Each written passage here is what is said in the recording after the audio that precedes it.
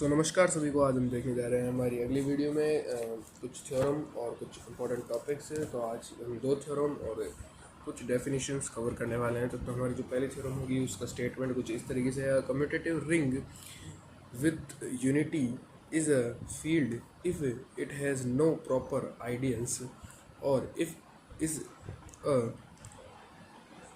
Simple ring. ठीक है, यानी अगर मैं हिंदी में कहूँ तो कि एक क्रम विनिमय तत्सम की वलय एक क्षेत्र होता है यदि इसकी उचित गुणजावली हो या न हो या एक सरल वलय है। ठीक है, यानी हिंदी में ये स्टेटमेंट है इसका। फिर हम देखेंगे आज ये डेफिनेशंस इनकी कि प्रिंसिपल आइडियल क्या होता है ना, प्रिंसिपल आइडियल रिंग क्या होती है, प्रिंसिपल आइडियल डोमेन क्या होता है। ये तीन चीज़ें देखेंगे। फिर उसके बाद में इसके ऊपर बेस्ड एक थ्योरम देखने वाले हैं जो कि बहुत ही मोस्ट इम्पॉर्टेंट थ्योरम है इस चैप्टर की, one of the most important इस थ्योरम। ठीक है, और ये थ्योरम का स्टेटमेंट है एवरी आइडियल, यहाँ पे लिखा है एवरी आइडियल, ठीक है, I in a ring Z of a integers is a principal ideal or the ring Z of integers is a principal ideal ring and principal ideal domain। तो ये इसकी theorem. चलिए आज की वीडियो स्टार्ट करते हैं। हम सबसे पहले देखते हैं हमारी थ्योरम, थ्योरम 5 जिसे हमने लिख रखा है। तो इसी कलर से लिख लेते हैं जिस कलर से लिख रखी है। तो प्रिंसिपल हम देख रहे हैं थ्योरम, ठीक है, जो हमने सबसे पहले स्टेटमेंट की थी थ्योरम 5, जिसका स्टेटमेंट था a commutative ring with unity is a field if has no proper ideals. यानी हमें ये क्या बताना है कि कोई क्रम विनिमय और तत्सम की वलय है ना, यानी कम्यूटेटिव और आइडेंटिटी रिंग है जो कि फील्ड भी होगा यदि उसमें कोई जो उसका जो आइडियल है वो क्या हो, यदि उसका कोई आइडियल ना हो। ठीक है, तो देखिए हम क्या कर रहे हैं, लेट या माना, ठीक है। अब उसका कोई आइडियल नहीं है तो हमें क्या मानना है कि उसका आइडियल नहीं है। तो माना आर एक तत्सम की या यूनिटी है ना, यूनिटी तथा एंड क्रम विनिमय यानी कम्यूटेटिव, ठीक है, कम्यूटेटिव रिंग है, ठीक है, रिंग है, ये हमने मान लिया। Which has no proper ideal, ठीक है, यानी जिसकी कोई उचित गुणजावली नहीं है। तो हम लिखेंगे which has no proper ideal, या एक क्या है, सिंपल रिंग है, साधारण वलय है। तो क्या होगा, तो क्या होगा, देखिए अब कोई भी आइडियल है तो हम उसको किस तरीके से लिख सकते हैं। जैसे आप आई भी मानते थे हम जैसे आइडियल को, तो हम यहाँ पे उससे आर ए भी लिख सकते हैं ना। क्यों? क्योंकि हम जानते हैं मल्टीपल के लिए क्या होता है, वो कम्यूटेटिव होता है ना। यानी आर कोई हम लेते थे एलिमेंट और ए कोई एलिमेंट लेते थे, आर डॉट ए बराबर ए डॉट आर, ऐसे ही तो प्रूफ करते थे।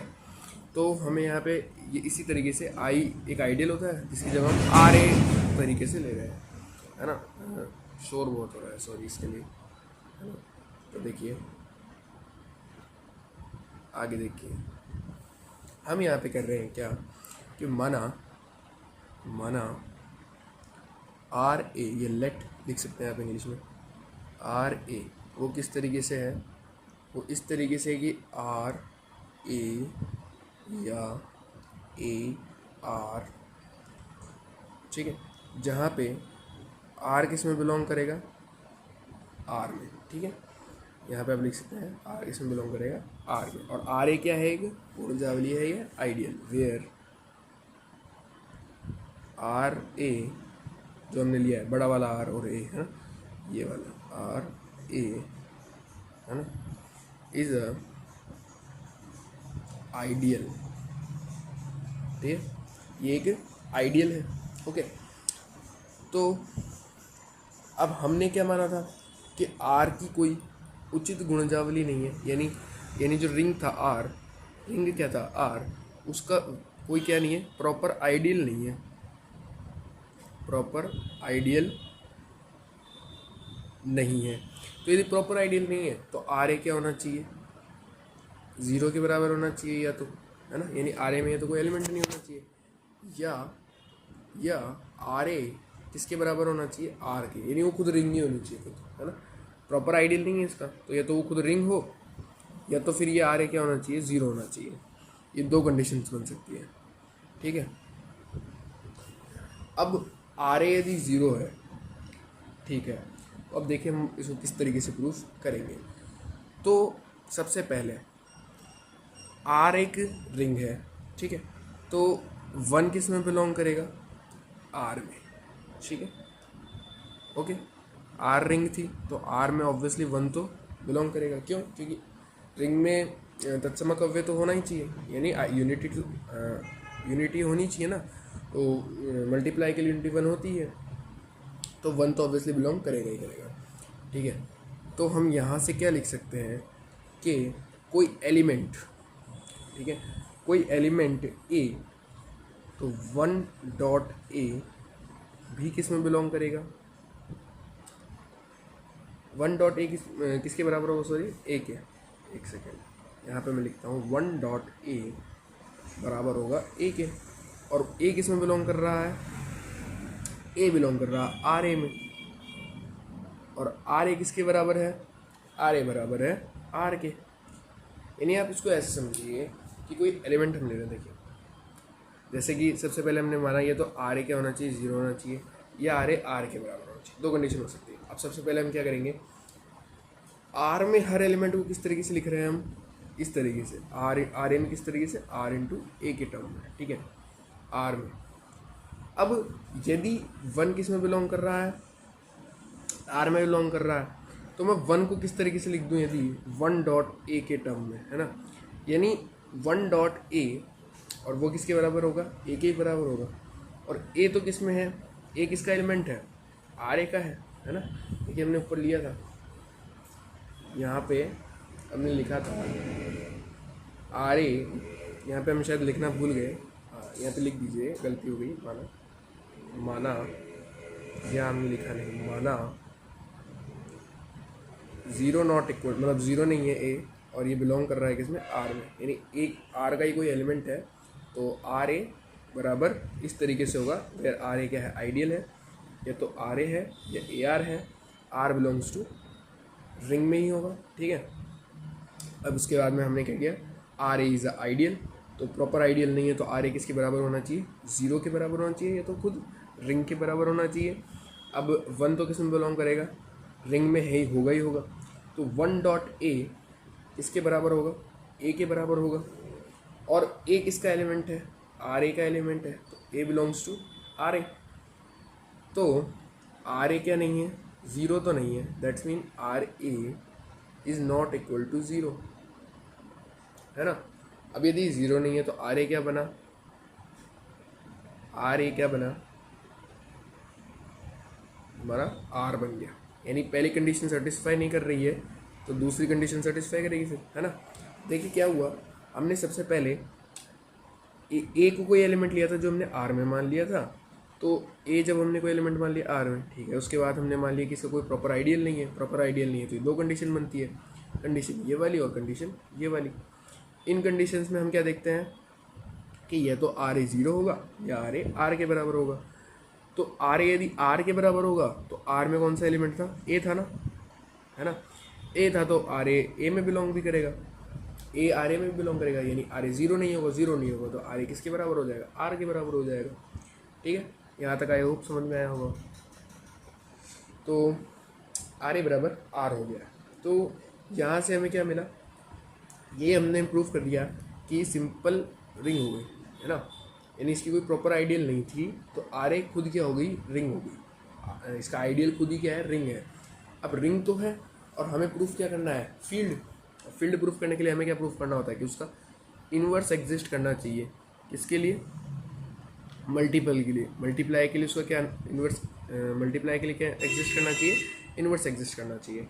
तो मल्टीप्लाई के लिए इन्वर्स एग्जिस्ट कराने के लिए देखिए हम क्या करेंगे, देखिए अतः हम क्या जानते हैं, हम जानते हैं कि आर का या आर ए का, देखिए आर ए बराबर क्या था, आर था, ठीक है, आर ए बराबर आर है, ये ऊपर हमने प्रूफ कर लिया।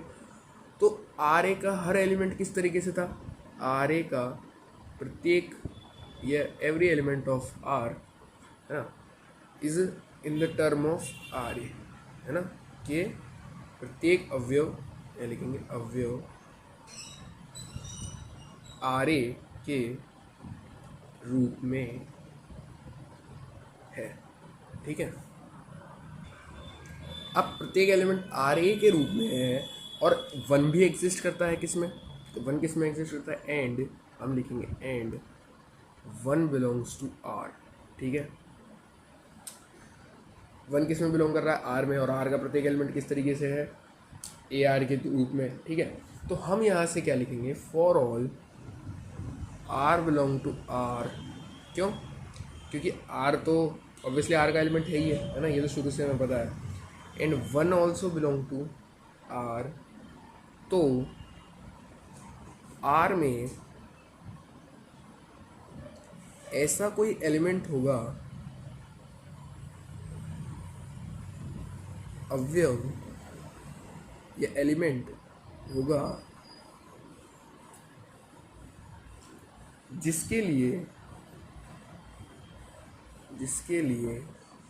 आप क्या लिख सकते हैं कि आर ए के रूप में है ना, तो आर में x बिलोंग टू आर के लिए x इंटू ए, तो आर का प्रत्येक अवयव हम इसी टर्म में लिखेंगे, है ना, आर ए के रूप में, तो आर ए, आर की जगह में x एक एलिमेंट ले रहे हैं, x डॉट ए, वो किसके बराबर होगा, वन के बराबर होगा, है ना। देखिए प्रत्येक अवयव है आर में एक भी कोई एलिमेंट है, तो एक कोई एलिमेंट जिसे हम किस तरीके से लिख सकते हैं, x डॉट ए की टर्म में लिख सकते हैं, समझ गए आप। तो प्रत्येक एलिमेंट किस टर्म में था, r इंटू ए की टर्म में, ठीक है, आर में, भाई आर ए में प्रत्येक एलिमेंट किस टर्म में था, इस टर्म में, आर ए में, आर ए किसके बराबर है, आर के बराबर है, तो हम क्या लिख सकते हैं, और आर में एक भी है, तो एक को हम इस तरीके से डिफाइन कर सकते हैं आर ए के रूप में, और आर की जगह हम यहाँ एक्स ले रहे हैं अभी, क्यों, क्योंकि आर हमने पहले यूज़ कर लिया है, तो हम एक को क्या लिख सकते हैं, एक्स से लिख सकते हैं, ठीक है। तो यानी एक यदि एक्स ए के रूप में लिखा जा सकता है, तो हमें एक चीज़ पहले से गिवन है कि ये क्या है, कम्यूटेटिव है, यानी ये क्रम विनिमय है, तो हम इसको ऐसे भी लिख सकते हैं ए डॉट एक्स, है ना, ए एक्स डॉट ए बराबर भी वन होगा और ए डॉट एक्स भी बराबर क्या होगा, वन होगा। यानी यहाँ से हमें क्या मिला कि x बराबर क्या मिला, ए इनवर्स, है ना, ये ए इधर जाएगा तो उल्टा हो जाएगा, तो ए इनवर्स, यानी यहाँ पे इनवर्स भी एग्जिस्ट कर रहा है ना, यही तो इनवर्स की डेफिनेशन होती है, अगर आपको पता हो, तो x से बराबर वन होना चाहिए, x बराबर वन होना चाहिए, तो वही क्या होता है, मल्टीपल के लिए उसका इनवर्स एग्जिस्ट करता है, यानी इनवर्स भी एग्जिस्ट कर गया, तो हम कह सकते हैं अतः now R is a field, ठीक है, यानी आप कह सकते हैं R प्रत्येक अशून्य अव्यय का प्रतिलोम R में है, यानी इनवर्स एग्जिस्ट करता है, that's mean every non zero element का इनवर्स जो है R में एग्जिस्ट करता है, तो R का इनवर्स एग्जिस्ट करता है, तो हम कहेंगे तो R क्षेत्र है या R इज अ फील्ड, ठीक है, R इज अ फील्ड। तो ये हो गई हमारी पहली थ्योरम जो हमने लिखी थी। इसके बाद में हम अब जो हमारे दो तीन डेफिनेशन थे वो समझते हैं और फिर आगे एक और थ्योरम है बहुत इंपॉर्टेंट, वो देखते हैं। सो जो डेफिनेशंस थी वो थी, सबसे पहली जो थी डेफिनेशन, एक तो थी प्रिंसिपल आइडियल की, ठीक है, यानी मुख्य गुणजावली की या एकज गुणजावली की।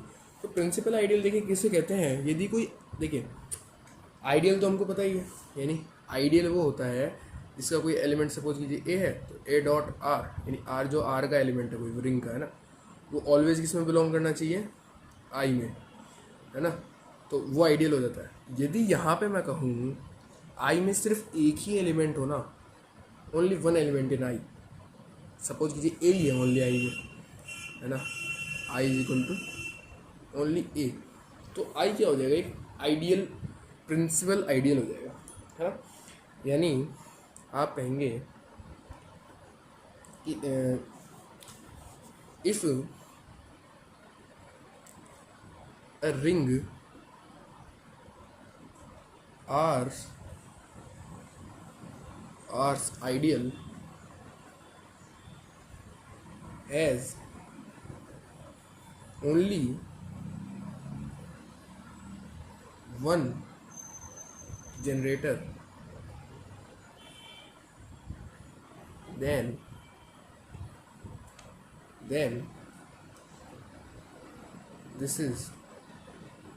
this called क्या, आइडियल, सॉरी प्रिंसिपल आइडियल, है ना, प्रिंसिपल आइडियल। ठीक है, ओके। तो ये तो होगा हमारा प्रिंसिपल आइडियल। सेकंड था हमारा क्या, प्रिंसिपल रिंग, है ना, प्रिंसिपल आइडियल रिंग। तो प्रिंसिपल आइडियल रिंग क्या होती है, प्रिंसिपल आइडियल रिंग सेम चीज़ है। यदि उसमें कोई रिंग है जिसमें जो आइडियल है, जितने भी आइडियल है सपोज कीजिए, सभी आइडियल्स यदि क्या हो, प्रिंसिपल आइडियल्स हो, तो वो रिंग क्या हो जाएगी, एक प्रिंसिपल आइडियल रिंग हो जाएगी। ये इसकी डेफिनेशन है। यानी आप लिखेंगे इफ़ यदि आर की प्रत्येक गुणजावली ही मुख्य गुणजावली हो तो आर क्या हो जाएगा, एक मुख्य गुणजावली वलय हो जाएगा। या if R has each ideal as principal ideal, then R is principal ideal domain। ठीक है, क्या जगह गलती तो मैंने इधर लिख देता हूँ, प्रिंसिपल आइडियल डोमेन। ठीक है, तो और लास्ट जो डेफिनेशन बच रही है वो है हमारी प्रिंसिपल आइडियल डोमेन के बाद में जो बच रही है, सॉरी प्रिंसिपल आइडियल डोमेन नहीं, क्या बता दिया मैंने, प्रिंसिपल आइडियल रिंग है ये, है ना, डोमेन नहीं, principal ideal ring, principal ideal ring है। ठीक है, रिंग की बात हुई है यहाँ पे। यदि आर कोई रिंग है, ठीक है, if R has each ideal as a principal ideal, then R is a ideal ring। ठीक है, प्रिंसिपल आइडियल रिंग, R यहाँ क्या है, रिंग है। ठीक है, अब हम बात कर रहे थे principal domain, principal ideal domain की, प्रिंसिपल आइडियल डोमेन की। तो वो सिंपल सी बात है, ये भी है ना, ऐसा प्रिंसिपल डोमेन, ऐसा कोई इंटीग्रल डोमेन जिसमें जो गुणजावली है ये आइडियल है, ये एवरी आइडियल वो क्या हो, प्रिंसिपल हो, तो वही क्या हो जाता है, मतलब सेम डेफिनेशन है, सेम डेफिनेशन। ये डेफिनेशन आपको लिखनी है इसके लिए भी। इफ़ आइडियल डोमेन, बस यहाँ पे आर की जगह क्या लिखना है आपको, इंटीग्रल डोमेन लिखना है। If integral domain has each ideal as a principal ideal, then it call as a, ठीक है, क्या, principal ideal domain. Same definition उसके लिए। ओके, अब हम आ जाते हैं अपनी थ्योरम पर। जो हमारी थ्योरम थी, जो कि most important, one of the most important theorem है इसमें, तो वो थ्योरम थी, क्या थ्योरम थी, every ideal I in a ring Z. देखिए मैं आपको वही कर दिखाता हूँ वापस लिखने के बजाय, ये रही। तो every ideal I in a ring Z of a integers is a principal ideal, or a ring z of a integral I is a principal ideal ring and a principal ideal domain। यानी मैं हिंदी में कहूँ तो पूर्णांकों का वलय, ठीक है, पूर्णांकों का कोई वलय हो, जिसे हम सपोज z की टर्म में ले रहे हैं, ठीक है, पूर्णांकों का कोई वलय z प्लस और डॉट के लिए यहाँ पे एक मुख्य गुणजावली वलय, यानी मुख्य गुणजावली वलय हमको पता है प्रिंसिपल आइडियल रिंग है, तो मुख्य गुणजावली प्रांत भी है, प्रिंसिपल आइडियल क्या है, इंटीग्रल डोमेन भी है। तो देखिए किस तरीके से करेंगे, यहाँ से हम देखते हैं अपनी थ्योरम किस तरीके से की जाएगी। देखिए तो हम क्या कर रहे हैं, माना आई जेड की आइडियल है, यानी I is the ideal of Z, ठीक है, यह गुणजावली है। यदि अब आई बराबर 0 हो, ठीक है, ये तो 0 बिलोंग टू क्या करेगा, जेड में जनित होगा। तो अभी मैं क्या कर रहा हूँ यहाँ पे, आई नॉट इक्वल टू 0, ठीक है, यानी आई क्या है, 0 नहीं है, इसका आइडियल, ठीक है, कोई आइडियल ले रहे हैं। तो माना एम बिलोंग टू आई, ठीक है, यहाँ एम क्या है, कोई एलिमेंट है which is non zero, where ये लिख, वेयर, ठीक है, where M is not equal to 0, ठीक है। एंड अब आई क्या है, एक आइडियल है, यानी एडिशन के लिए ये क्योंकि आर का एक सब ग्रुप है, तो सब ग्रुप की डेफिनेशन से, देखिए आइडियल कब होगा, जब वो सब ग्रुप होगा, तो सब ग्रुप की डेफिनेशन से हम क्या जानते हैं, सब ग्रुप की डेफिनेशन से कि वो एडिशन के लिए क्या होता है, एडिशन के लिए उसका इन्वर्स एग्जिस्ट करेगा, है ना, फॉर एडिक्टिव सब ग्रुप, है ना, एडिक्टिव सब ग्रुप के लिए उसका इन्वर्स एग्जिस्ट करेगा, मतलब माइनस एम भी किस में बिलोंग करेगा, आई में बिलोंग करेगा, ठीक है। तो एम भी आई में है और माइनस एम भी आई में, ओके, यहाँ तक की बात होगी।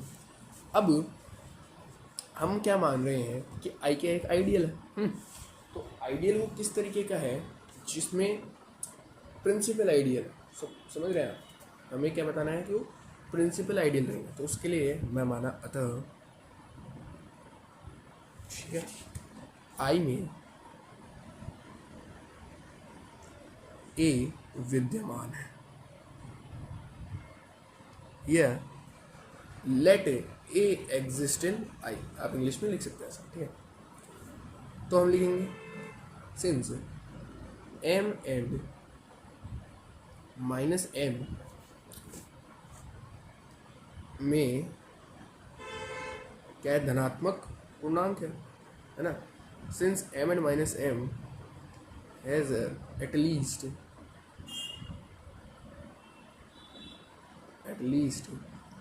ए पॉजिटिव इंटीजर, यानी एम तथा माइनस एम में क्या है, कम से कम एक धनात्मक पूर्णांक है। तो माना आई में छोटे से छोटा पूर्णांक जो है आई ए है, मतलब ये एम तो क्या है, जो एलिमेंट मान सकते हैं कोई भी है जिसमें आई में है, हम यह मान रहे हैं ए आई में कोई छोटे से छोटा एलिमेंट मान रहे हैं, ठीक है। ए इज ए, क्या माना हमने, एक छोटे से छोटा, A is a least positive, ठीक है, इंटीजर, ठीक है, A is a least positive integer, ठीक है। तो अब देखिए कोई इंटीजर है, तो इसमें मान लीजिए कोई दूसरा एलिमेंट, ठीक है, कोई भी एलिमेंट मान लीजिए, जैसे बी मान लिया हमने, तो बी ऐसा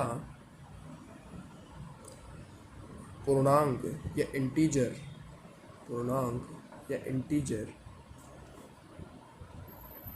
होगा, ठीक है, ऐसा इंटीजर होगा जिसके लिए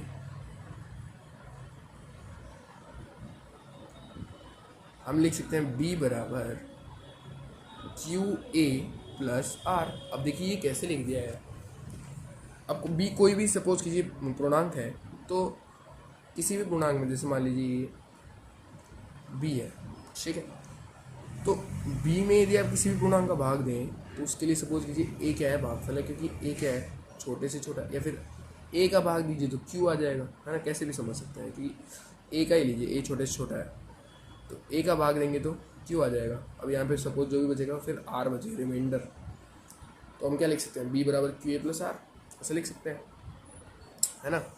तो यहाँ से मैं ऐसा लिख सकता हूँ कि कोई भी इंटीजर जिसके लिए b बराबर क्यू ए प्लस आर, क्या है, यहाँ एक छोटे से छोटा पॉजिटिव इंटीजर है आइडियल आई में, ठीक है।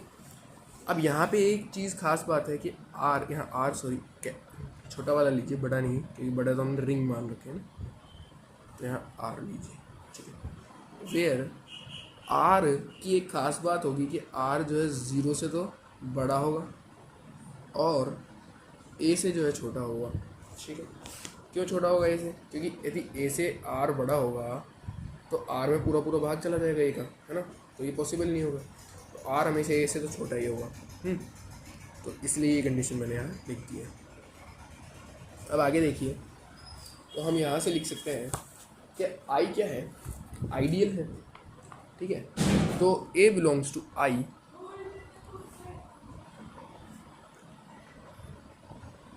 ठीक है, and Q belongs to Z, यानी क्यू था एक इंटीजर, है ना।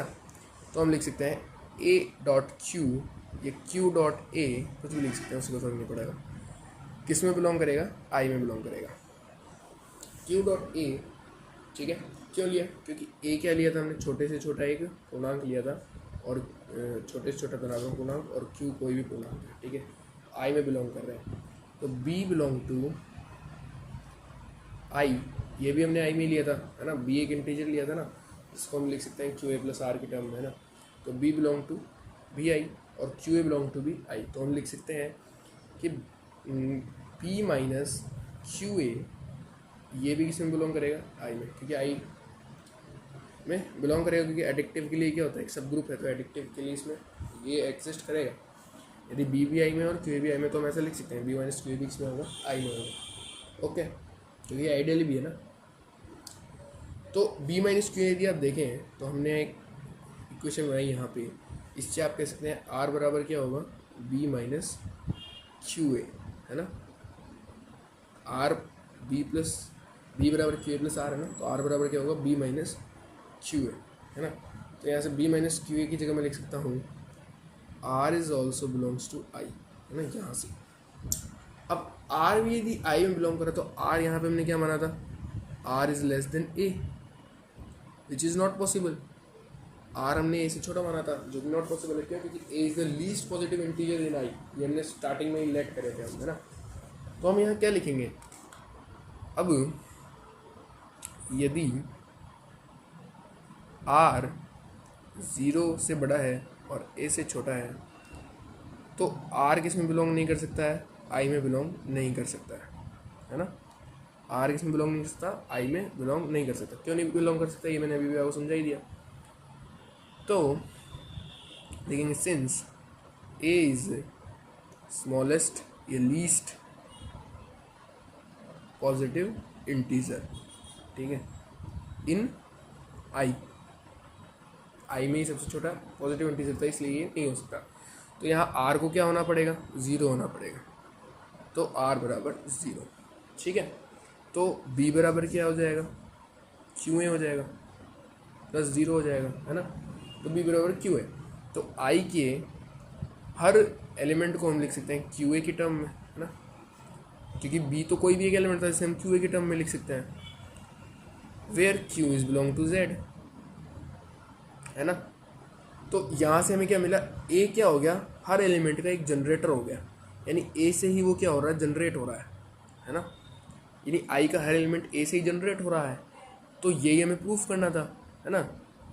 हम लिखेंगे जेड क्या है, Z is a commutative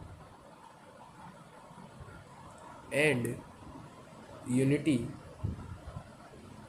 ring,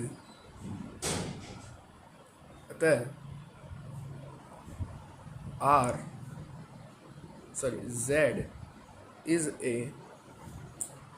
Z is a principal ideal and a